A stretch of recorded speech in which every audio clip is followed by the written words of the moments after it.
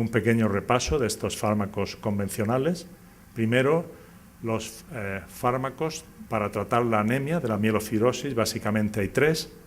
Los agentes estimulantes de la eritropoyesis, 40% de respuestas, muy importante, siempre en pacientes con niveles inadecuados de EPO, por debajo de 125 unidades. Otro tratamiento, los andrógenos, en España y en Europa, el que utilizamos con mayor frecuencia es el danazol, 35% de respuestas, y más recientemente los fármacos inmunomoduladores como la talidomida o la lenalidomida.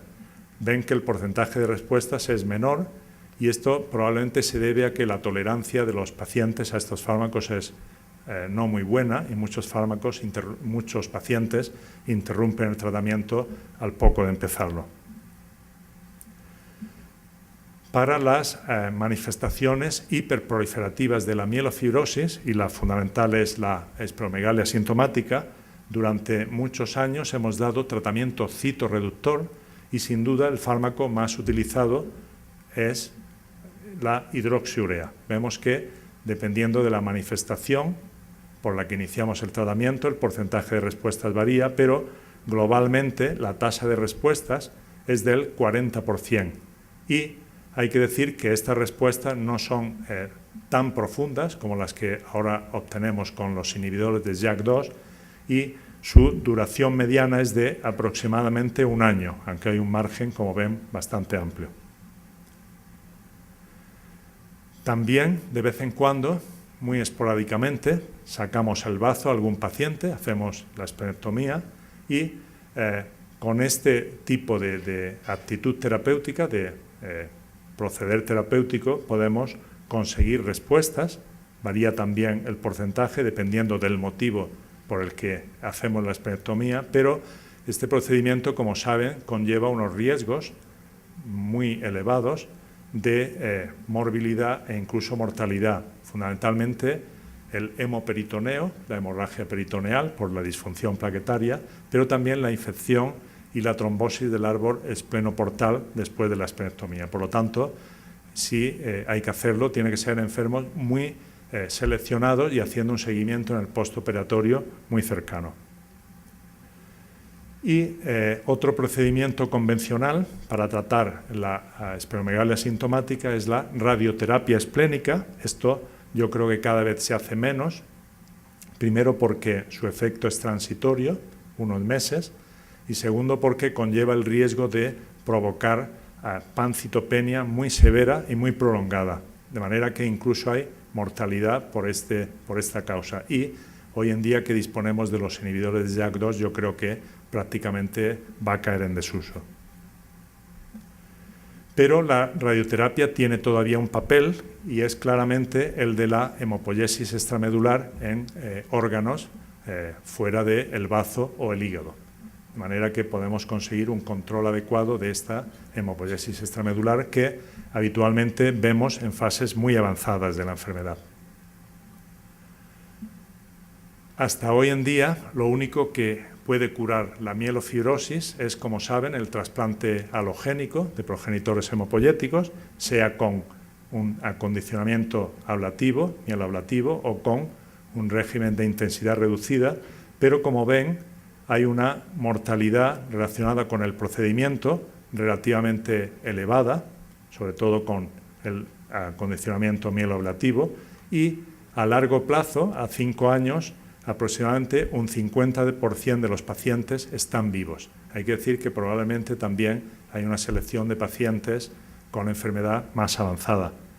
Esto es así porque se ha visto que los resultados del trasplante son mejores cuando trasplantamos a pacientes de grupo de bajo riesgo o de riesgo intermedio 1.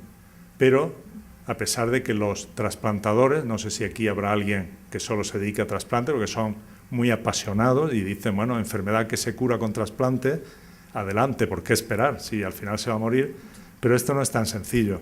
Como ven, en estas 2 series, que son las mejores de la literatura, vemos que los resultados del trasplante son muy buenos en los pacientes con mielofibrosis de bajo riesgo, pero hay un 20-25% de mortalidad.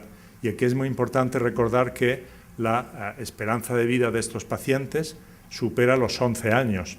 Es decir, someter al riesgo de una cuarta parte de mortalidad por el trasplante a alguien que probablemente va a vivir más de una década, seguramente más, porque los pacientes que se trasplantan son más jóvenes, por lo tanto, incluso la supervivencia es más larga, por lo cual el consenso actual es trasplantar pacientes de alto riesgo y considerarlo también en los pacientes de riesgo intermedio 2, especialmente si ya fracasa el tratamiento, algún tratamiento que les demos. Ya no hablo de tratamiento convencional porque ahora tenemos otros tratamientos. Esta sería la tratamiento convencional y tratamiento más moderno de la mielofibrosis, de las 3 grandes manifestaciones de la enfermedad. Y con esto, que es una fotografía aérea de parte de Barcelona, me sirve como cortina para pasar a mi segunda presentación o segunda parte de la mielofibrosis. Sí, esto es la Sagrada Familia, si han estado en Barcelona, y esta es la diagonal. Esto es el Paseo de Gracia. Está fuera, pero no muy lejos de estar por aquí.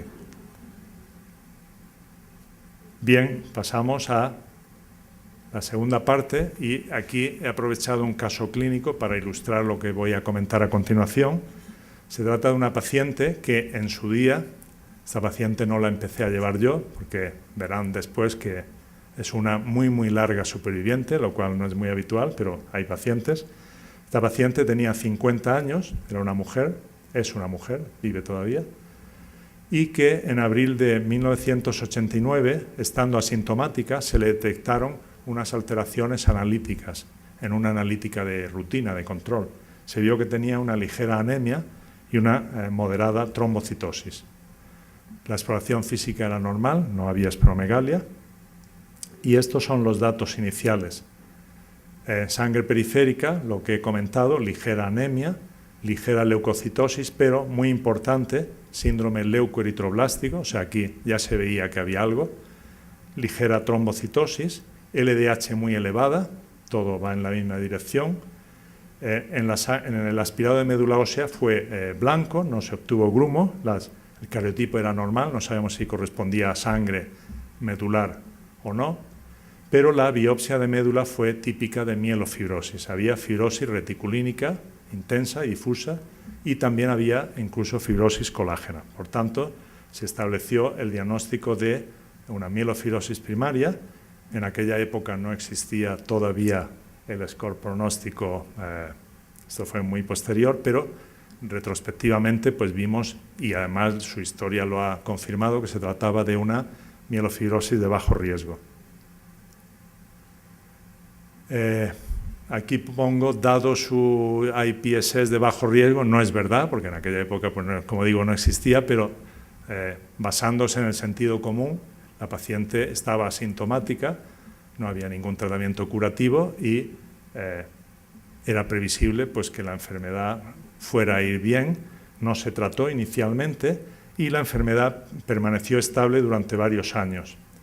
Pero pasados los años apareció la esplenomegalia que le faltaba al principio, después demostramos que no tenía la mutación de JAK2 cuando se descubrió en 2005 y poco a poco apareció anemia que tratamos primero con darbepoetina y luego con danazol sin que la paciente respondiera y finalmente empezó a requerir transfusiones de concentrados de hematíes. Pasa el tiempo, la paciente ya tiene 70 años, aquí ya han pasado 20 años y ha desarrollado una esplenomegalia masiva también, aunque no lo he puesto aquí, pero había sintomatología constitucional, perdía peso, sudaba mucho por la noche, seguía requiriendo transfusiones y tenía una leucocitosis moderada todavía, con un 2% de blastos, y por todo ello pues la paciente se había convertido en una mielofibrosis de alto riesgo.